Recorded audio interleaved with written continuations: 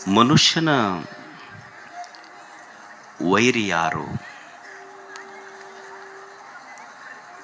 ನಾವೆಲ್ಲ ಹೇಳ್ತೀವಿ ನಿಮ್ಮ ವೈರಿ ಯಾರಂದ್ರೆ ನಮ್ಮ ಮನೆ ಮಗ್ಗಲ್ದವ್ರು ಅದರಲ್ರಿ, ಅವರ ನಮ್ಮ ವೈರಿಗಳು.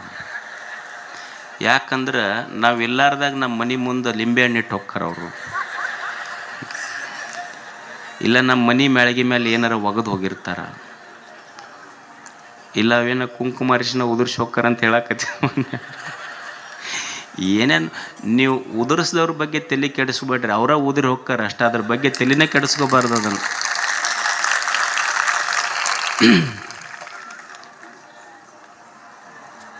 ಮನುಷ್ಯನ ನಿಜವಾದ ವೈರಿ ಯಾರು? ನಾವು ನಮ್ಮ ಮನೆ ಮಗ್ಗಲ್ದವ್ರು ವೈರಿಗಳಂತೀವಿ, ಅಥವಾ ನಮ್ಮ ಮನೆಯವ್ರ ನಮಗೆ ವೈರಿಗಳದಾರಿ ಅಂತೀವಿ. ಒಬ್ಬ ತತ್ವಜ್ಞಾನಿ ಅವ ತಪ್ಪನ್ನು ಮಂದಿ ಕಡೆ ಬಟ್ಟು ಮಾಡಿ ತೋರಿಸೋದಿಲ್ಲ. ಒಬ್ಬ ವ್ಯಕ್ತಿಯ ನಿಜವಾದ ವೈರಿ ಯಾರು ಅಂದ್ರೆ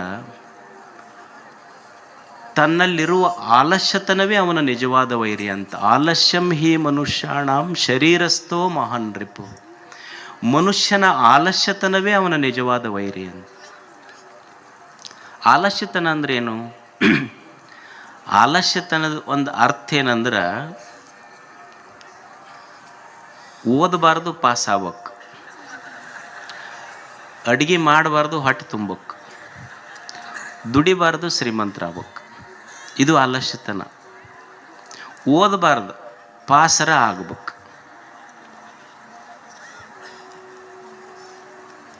ರಿಸಲ್ಟ್ ಬಂತು, ಮಗಂದು ಫೇಲ್ ಆಗೈತೆ ಅಂತ ಬಂತು. ಅವ್ರವ್ವ ಸರ್ ಹತ್ರ ಹೋದ್ಲು, ಏನು ರೀ ನನ್ನ ಮಗ ಯಾವಾಗಲೂ ನೋಡಿದ್ರೆ ಬುಕ್ನ್ಯಾಗ ಇರ್ತಾನೆ, ಇಲ್ಲವ ಮತ್ತು ಫೇಲ್ ಅಂತೂ ಆಗ್ಯಾನ ನೋಡೋಣ. ಆಕೆ ಬಂದು ನೋಡಿದ್ಲು, ಅವ ಮಗ ಬುಕ್ನ್ಯಾಗ ಇರಲಿಲ್ಲ, ಫೇಸ್ಬುಕ್ನ್ಯಾಗ ಇದ್ದವ. ನಮ್ಮ ಹುಡುಗರು ಯಾವಾಗ ಅವ್ರ ವ್ಯಕ್ತಿತ್ವ ಬೆಳೀತೈತಿ ಅಂದ್ರೆ ಪ್ರತಿನಿತ್ಯ ತಲೆಯಾಗ ಫೇಸ್ಬುಕ್ ನೋಡ್ಬೇಕಂತ ಇರಬಾರ್ದು. ಮುಂದೊಂದು ದಿವಸ ವಿದ್ಯಾರ್ಥಿಗಳು ಓದುವ ಬುಕ್ಕಿನೊಳಗೂ ನಂದೊಂದು ಫೇಸ್ ಬರ್ಬೇಕಂತ ಅವ್ರ ತಲೆಯಾಗಿರ್ಬೇಕು. ಓದಿದ್ರೆ ಒಂದು ಫಲ ಸಿಗ್ತದೆ. ಅಡುಗೆ ಮಾಡಬಾರ್ದು, ಹೊಟ್ಟೆರ ತುಂಬಕ್ಕೆ. ಈಗ ತಾಯಂದ್ರಿಗೆ ಕೇಳ್ರವ್ರು ಏನು ಹೇಳ್ತಾರೆ, ಅಮಾಸಿ ಹುಣ್ಣಿಮೆ ಬಂತಂದ್ರೆ ಒಟ್ಟು ನಮಗೆ ಅಡುಗೆ ಮನ್ಯಾಗ ಹೋಗಂಗಾಗಿಲ್ಲ ಅಂದ್ರೆ ಮತ್ತು ಹೋಗ್ಬೇಕು ಯಾರಲ್ಲಿ. ಅದು ಹೆಡಕ್ಕೆ ಹಿಡಿದು ದಬ್ಬದಂಗೆ ಹೊರಗೆ ದಬ್ಬದಂಗೆ ಆಕೈತೆ ಅಂತಾರೆ ಅವ್ರು. ಊಟ ಹೋಗ್ತೈತೆ ಅಂದು, ಊಟರ ಹೋಗ್ತೈತಿ, ಅಡುಗೆ ಮಾಡೋರು ಯಾರು ಹಂಗಿದ್ರೆ? ದುಡಿಬೇಕಲ್ಲ. ನಮ್ಮದೇನು ಅಂದ್ರೆ ದುಡಿಬಾರ್ದು, ಶ್ರೀಮಂತರಾಗಬೇಕು. ದುಡಿಲಾರ್ದೆ ಶ್ರೀಮಂತರು ಹೆಂಗಾಗೋದು? ಈ ಕೊಪ್ಪಳ ಜಾತ್ರೆ ಅಂತ ಒಂದು ಜಾತ್ರೆ ಇತ್ತಂದು, ಒಬ್ಬ ಬಂದ, ಅವ ಶ್ರೀಮಂತ ಆಗ್ಬೇಕನ್ನವ, ಇಷ್ಟು ದಿವಸರ ದುಡ್ದಿಲ್ಲ. ಅವ ಏನು ಮಾಡ್ದ, ಒಂದು ಫಸ್ಟ್ ಮಿಠಾಯಿ ಅಂಗಡಿಗೆ ಹೋದ್ನಂತ. ನಮ್ದೊಂದು 25 ಕ್ವಿಂಟಲ್ ಬೋಂದೆ ಆರ್ಡ್ರ್ ಕೊಡೋದೈತಿ, ನಿಮ್ದೊಂದು 4 ಶಾಂಪಲ್ ಕೊಡ್ರಿ ಅಂದು. 4 ಶಾಂಪಲ್ ಇಸ್ಕೊಂಡು ಮತ್ತು ಬೇರೆ ಅಂಗಡಿಗೆ ಹೋದ. ನಮ್ದೊಂದು 25 ಕ್ವಿಂಟಲ್ ಬೋಂದೆ ಆರ್ಡ್ರ್ ಕೊಡೋದೈತಿ, ಒಂದು 4 ಶಾಂಪಲ್ ಕೊಡ್ರಿ. ಮತ್ತು 3ನೇ ಅಂಗಡಿಗೆ ಹೋದ. ನಮ್ದೊಂದು 25 ಕ್ವಿಂಟಲ್ ಬೋಂದೆ ಆರ್ಡ್ರ್ ಕೊಡೋದೈತಿ, ಒಂದು 4 ಶಾಂಪಲ್ ಕೊಡ್ರಿ. ಹಂಗೆ ಒಂದು 50 ಮಿಠಾಯಿ ಅಂಗಡಿಗೆ ಹೋದ. ಇವಂದ ಒಂದು 2 ಕ್ವಿಂಟಲ್ ಹತ್ತು ಮುಂದೊಂದು ಅಂಗಡಿ ಇಟ್ಟು ಬಿಸ್ನೆಸ್ ಮಾಡ್ದವ. ದುಡಿಬಾರ್ದು, ಮಸ್ತ್ ಶ್ರೀಮಂತರಾಗಬೇಕು. ಇದ್ದಾಗ ಮನುಷ್ಯ ದುಡಿದೇ ಇದ್ರೆ, ಹೆತ್ತವ್ರಿಗಲ್ಲ, ಇದ್ದಾಗ ದುಡಿದೇ ಇದ್ರೆ ಮನುಷ್ಯ ಹೆತ್ತವ್ರಿಗೆ ಅಷ್ಟೇ ಅಲ್ಲ, ಸತ್ತಾಗ ಹೊತ್ತವ್ರಿಗೆ ಭಾರ ಆಗ್ತಾನೆ. ದುಡ್ದು ಉಣ್ಬೇಕು ಅನ್ನೋದು ಕಲಿಬೇಕು ಮನುಷ್ಯ.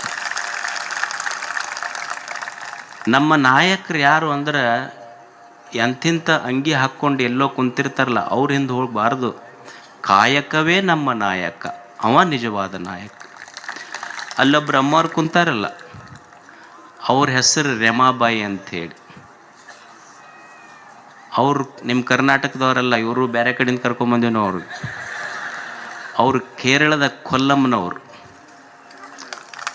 ಕೇರಳದ ಕೊಲ್ಲಂದಿಂದ ಬಂದಾರ ಅವರು. ಈಗ ನಮ್ಮಲ್ಲಿ 20-30 ಎಕರೆ ಹೊಲ ಇರ್ತೈತಿ, ಮಠಕ್ಕೆ ಬರ್ತಾರೆ. ಯಪ್ಪ ಒಟ್ಟ ಕಣ್ಣಿಗೆ ಕಾಣ್ತೈತಿ, ಕೈಗೆ ಹತ್ತೋದಿಲ್ಲ ನೋಡು. ಮತ್ತು ಇವ್ ಹೋಗಿ ಬೇರೆ ಕಡೆ ನಂಬರ್ ಹಚ್ಚಿ ಬಂದ್ರೆ ಇವನ ಕೈಯಾಗ ಹೆಂಗೆ ಬರ್ತೈತಿ, ಅವ್ರ ಕೈಯಾಗ ಹೋಗ್ತೈತೆ. ಅದು ಕಣ್ಣಿಗೆ ಕಾಣ್ತೈತಿ ಒಟ್ಟು ಕೈಗೆ ಹತ್ತೋದಿಲ್ಲ. ಅದು ಎಷ್ಟು ಎಕರೆ, 20-25 ಎಕರೆ ಹೊಲ ಇಟ್ಟುಕೊಂಡು ನಾವೇನಂತೀವಿ, ಕಣ್ಣಿಗೆ ಕಾಣ್ತೈತಿ ಕೈಗೆ ಬರೋದಿಲ್ಲ. ಅವರು ರಮಾಬಾಯಿ ಅವರು ಹೈಸ್ಕೂಲ್ ಹೆಡ್ ಮಿಸ್ಟ್ರೆಸ್, ರಿಟೈರ್ಡ್ ಆದರು. ಅವ್ರ ತಾಯಿ ತೀರ್ಕೊಂಡ್ರು. ರಿಟೈರ್ಡ್ ಆಗಿದ್ದು ನಿವೃತ್ತಿ ನಂತರ ಏನು ಮಾಡ್ಬೇಕು ಅನ್ನೋದು ಒಂದು ಸಮಸ್ಯೆ, ತಾಯಿ ತೀರ್ಕೊಂಡಿದ್ದೊಂದು ಮಾನಸಿಕ ಆಘಾತ. ಅವ್ರ ಮನೆ ಈ ಟೆರಸ್ ಅಂತೀವಲ್ಲ, ಮೇಲ್ಛಾವಣಿ 17 ಸ್ಕ್ವೇರ್ ಫೀಟ್ ಮೇಲ್ಛಾವಣಿ ಮೇಲೆ ಈ ಡ್ರ್ಯಾಗನ್ ಫ್ರೂಟ್ಸ್ ಅಂತ ಬರ್ತಾವೆ ನೋಡಿರಲ್ಲಿ, ಕೆಂಪನ ಹಣ್ಣು ಇರ್ತಾವೆ ದೊಡ್ಡ, ಇಷ್ಟು ಅವು ಒಂದೊಂದು kg ಆಗ್ತಿರ್ತೈತೆ. ಮನೆ ಮೇಲ್ಛಾವಣಿಯ ಮೇಲೆ 50 ಬ್ಯಾರಲ್ ತೊಗೊಂಬಂದರು. ಮಣ್ಣು ಹಾಕಲಿಲ್ಲ, ವೇಸ್ಟ್ ಕಾಂಪೋಸ್ಟ್ ಎಲ್ಲ ಬಳಸಿ ಒಂದು ಕಬ್ಬಣ ಬ್ಯಾರೆಲ್ನೊಳಗೆ 2 ಗಿಡ ಹಚ್ಚಿದ್ರು. ಅಂದ್ರೆ 100 ಗಿಡ ಹಚ್ಚಿದ್ರು. ಒಂದು 17 ಸ್ಕ್ವೇರ್ ಫೀಟ್ ಅಂದರೆ ನಿಮ್ಮ 30-40 ಸೈಟ್ ಅನ್ಕೊಂಬಿಡ್ರಿ, ಹೆಚ್ಚು ಕಡಿಮೆ ಏನು, ಒಂದು 100-200 ಫೀಟ್ ಹೆಚ್ಚು ಕಡಿಮೆ. ಒಂದು 1700 ಸ್ಕ್ವೇರ್ ಫೀಟ್ ಮೇಲ್ಛಾವಣಿ ಟೆರೆಸ್ ಮೇಲೆ 100 ಡ್ರ್ಯಾಗನ್ ಹಣ್ಣಿನ ಗಿಡ ಬೆಳೆಸಿ ತಿಂಗಳಿಗೆ ಒಂದು ಗಿಡದಿಂದ 1,000 ರೂಪಾಯಿ ಲಾಭ ತೆಗೆದು ಪ್ರತಿ ತಿಂಗಳಿಗೆ ಟೆರೆಸ್ ಮೇಲೆ 1,00,000 ರೂಪಾಯಿ ತೆಗಿತಾರೆ ಅವರು ಡ್ರ್ಯಾಗನ್ ಫ್ರೂಟದಿಂದ. ಮತ್ತೀಗ ಹೊಲಗಿಲ್ಲ ಸ್ವಲ್ಪ ಮಾಡ್ಕೊಂಡಾರ, ಮತ್ತು ಬೇರೆ. ನಾ ಎದಕ್ಕೆ ಹೇಳಕತ್ತೀನಂದ್ರೆ, ನಮಗೆ 20-30 ಎಕರೆ ಇದ್ದು ಹೊಲ ಬೆಳೆಯುವುದನ್ನೋರು ನಾವು ಒಂದು ಕಡೆ, ಮಣ್ಣ ಇಲ್ಲ, ಬರೇ ಗಿಡದ ತೊಗಟಿ ಆದು ಹಾಕಿ ಬ್ಯಾರೆಲ್ನೊಳಗೆ ಹೊಲ ಇಲ್ಲದೆ ಮನಿ ಮೇಲ್ಛಾವಣಿ ಬಳಸಿ 1,00,000 ರೂಪಾಯಿ ತೆಗಿಯುವ ಜನನೂ ನಮ್ಮ ಕಣ್ಣೆದ್ರಿಗೆ ಅದಾರಲ್ಲ. ಅಂಥವ್ರು ನೋಡೋದ ಒಂದು ಹಬ್ಬ ಅಷ್ಟೆ. ಅಂಥವ್ರು ನೋಡ್ಬೇಕು ಈ ಕಣ್ಣ, ಅಂಥವ್ರ ಬಗ್ಗೆ ಕೇಳಬೇಕು 2 ಮಾತು. ಅದಕ್ಕೆ ಅವರು ನಮಗೊಂದು ಸ್ಫೂರ್ತಿ.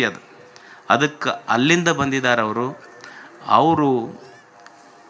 ಅವರ ಆ ಸಾಧನೆ, ಅವರ ಕ್ರಿಯಾಶೀಲತೆ ಏನಿದೆ ನಮ್ಮ ನಾಡಿನ ರೈತರಿಗೆ, ಯುವಕರಿಗೆ ಸ್ಫೂರ್ತಿ ಆಗಲಿ ಅಂತ ಹಾರೈಸಿ, ಪರಮ ಪೂಜ್ಯ ಬೂದುಗುಂಪಿಯ ಶ್ರೀಗಳು ಅವರಿಗೆ ಆಶೀರ್ವಾದಿಸಬೇಕು ಅಂತ ತಿಳ್ಕೊಂಡು ಅವರಲ್ಲಿ ಕೇಳ್ತೇವೆ.